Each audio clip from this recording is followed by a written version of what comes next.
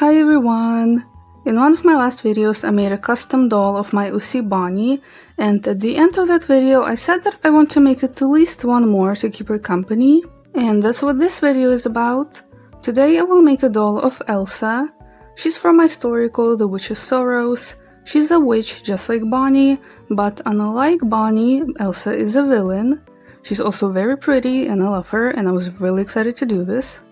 Certain parts of this project were challenging for me, specifically making the clothing patterns, but I learned how to do it easily on a class called Pattern Free Garments that I took on Craftsy, which is the sponsor of this video. Craftsy is a platform for all kinds of creatives, from bakers and artists to writers and gardeners. There you can find many classes, ranging from beginner level to something more complex. And Craftsy is always creating new classes to keep you inspired. I joined the Pattern Free Garments class by Nikki Lafoy. She shows how to make multiple garments out of really simple patterns and how to make a new pattern out of an already existing garment. Everything was incredibly easy to understand, very well explained, and I learned a lot as someone who has been sewing for a long time. I've always found pattern making intimidating, but this class showed me that it doesn't have to be. And Craftsy has a special offer for you. The first 1,000 of you to click the link in the video description will get a full year of premium membership to Craftsy for just $1.49. So make sure to check the description, and thank you Craftsy for sponsoring this video. Before we get into it, I want to say that I'm not a professional customizer. I usually try to go for more affordable materials and techniques. I am looking into more professional stuff, but hopefully this can help someone who is just starting out or just can't afford expensive supplies. This hobby is pretty pricey, but you can still make do with common materials. With that out of the way, let's get into it.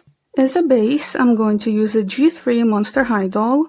I love them, I love their proportions and articulation, as well as the variety in heights and body shapes. The most fitting base for Elsa is definitely Cleo. I actually used G1 Cleo as a voice claim for Elsa. Hey, gorgeous. I am specifically using a Monsteristas Cleo. She's from a budget line, so obviously a lot cheaper than most of the other dolls. Perfect for customizing. First, I wanted to do something about the bandages. Cleo has molded on bandages on her arm and leg. It's a neat detail for Cleo, but obviously Elsa doesn't have that. I did my best to send them off. This was a lot more difficult than I expected. My teeny tiny Hannah Montana nail file wasn't cutting it, so later I went and bought the proper one. To speed this up a little more, I would carefully trim the bandages with a craft knife and then smooth that out. The arm turned out okay, but the leg was difficult.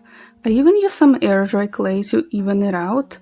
I kept sanding it throughout the whole process. Next, I removed the doll's hair.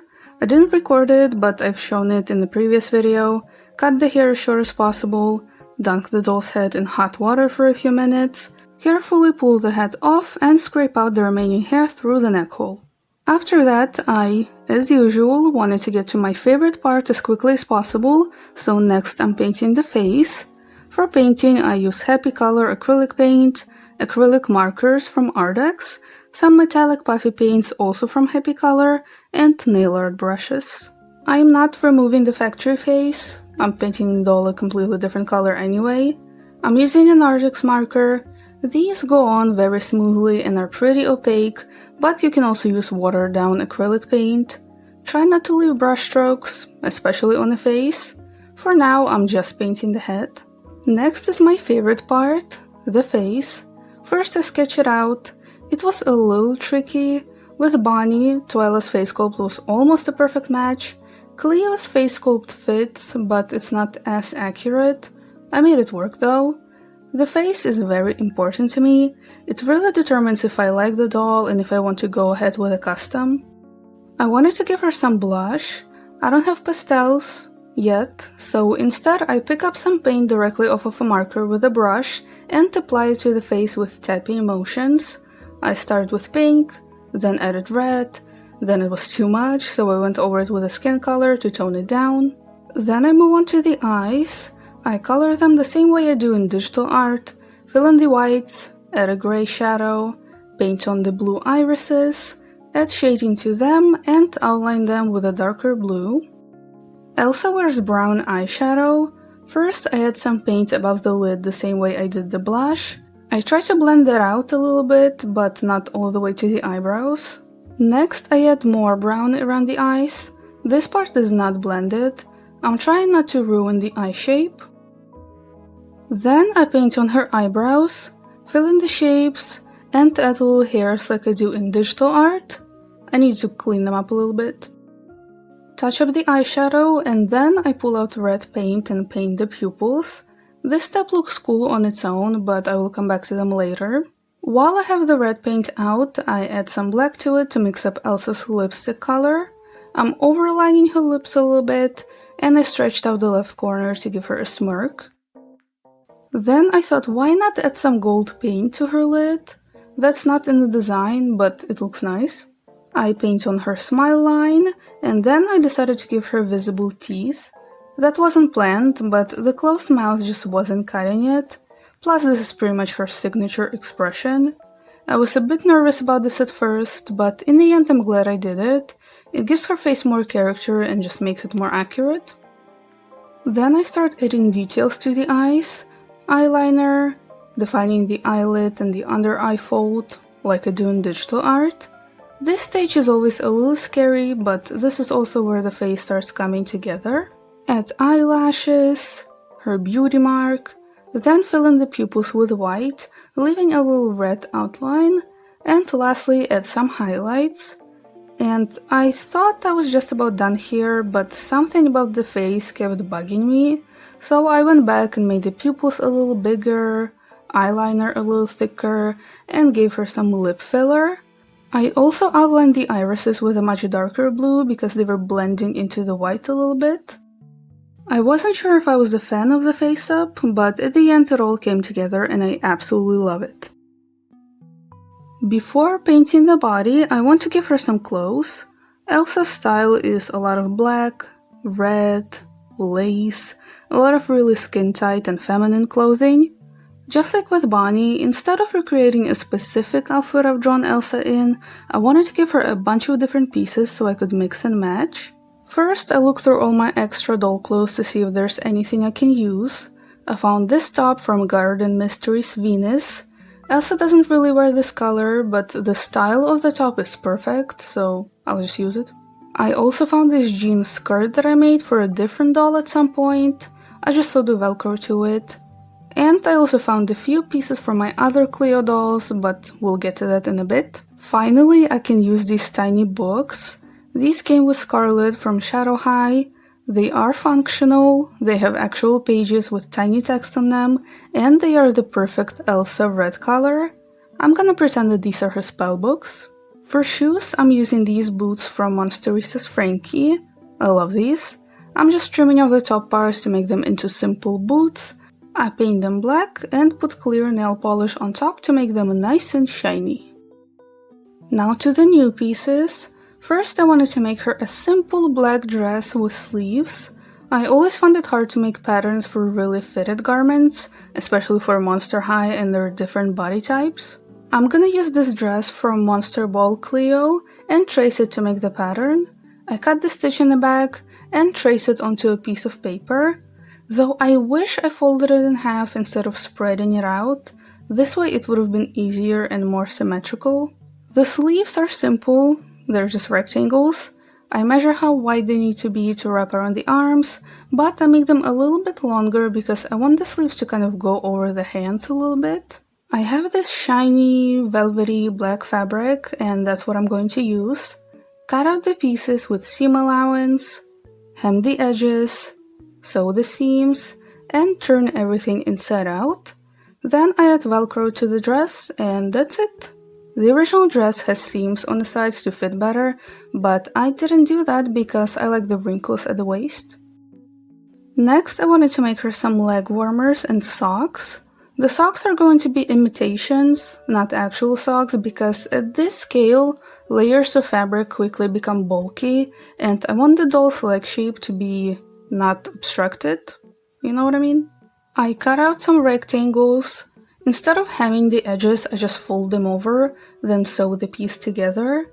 I feel like doing it this way makes the leg warmers or socks look a bit more realistic, and it's a lot faster. I love how these look. I wish I made the leg warmers a tiny bit bigger though. They're a bit tight at the top, but they still look really good. Just make sure to use stretchy fabric for this. Next, I wanted to make her some belts. This is very simple. I used a ribbon for one, felt for the other. I hot glued Velcro to them and painted on the buckles with puffy paint. You can also use normal acrylic paint or wire, or maybe you can find tiny buckles. I like that puffy paint is 3D and I can do whatever shape I want. And I cut out a strip of fabric for a simple thin scarf. I didn't even record it because it's so simple and took like 5 seconds. To add more variety on top, I made her this simple tube top.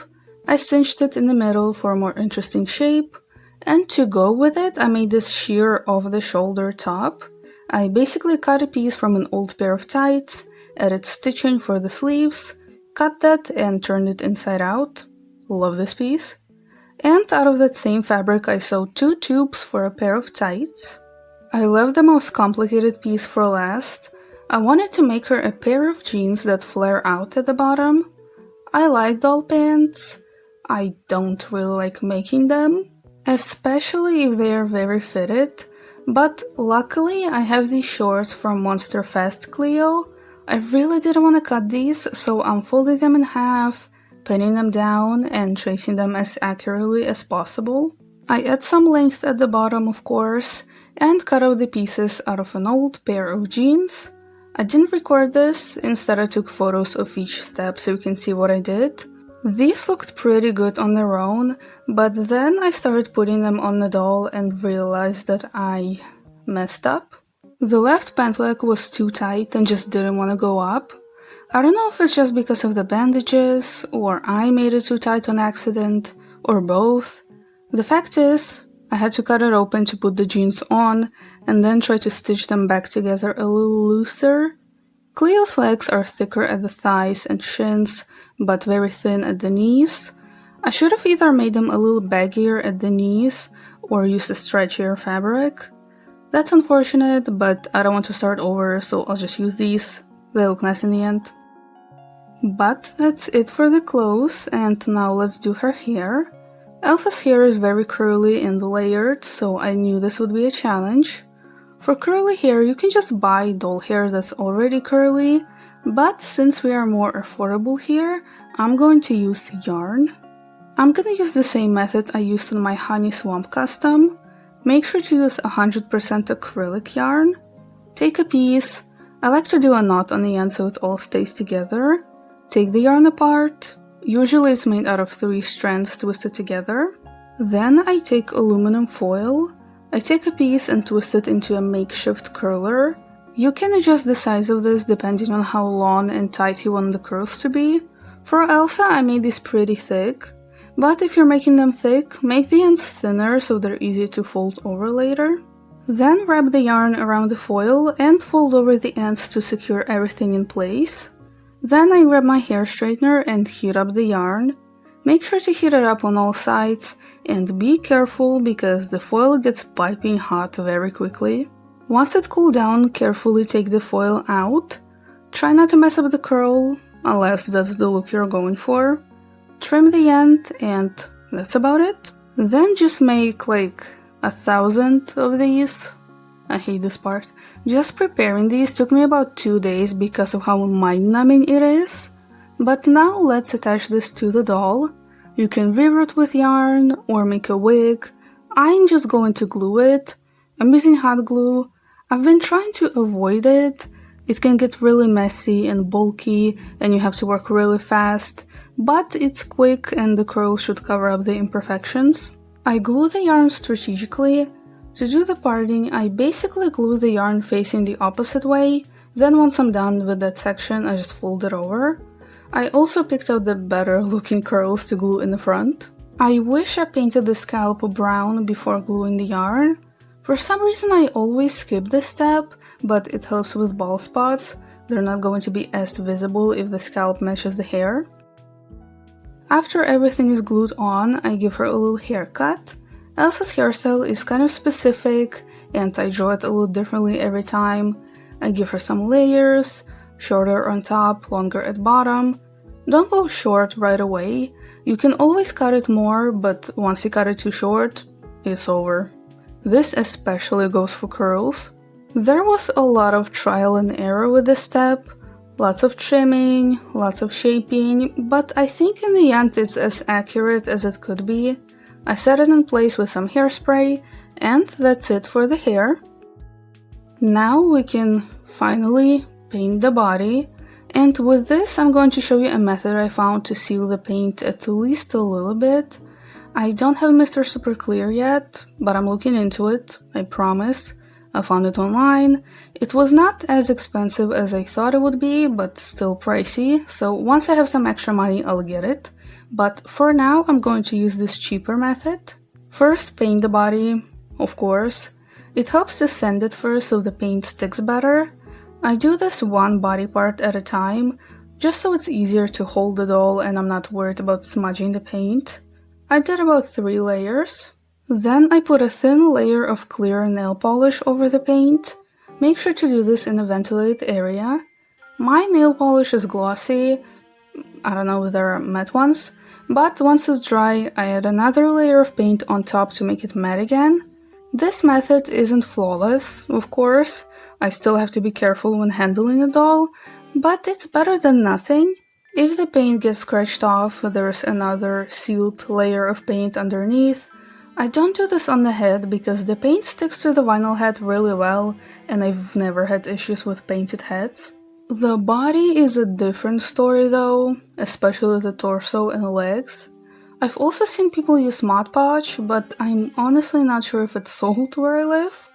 Be careful around the joints, don't glue them in place. I tried not to get the polish on them, but it did happen and I would just bend the joints while the polish was drying. But that's it for the body, and she's finally all the same color. Well, mostly. She is almost done, but she needs her earrings. They are a permanent part of her design and story. That's where her witch powers are stored, and she wears them all the time. They are just these diamond-shaped golden earrings with red crystals in the center. Simple enough, right?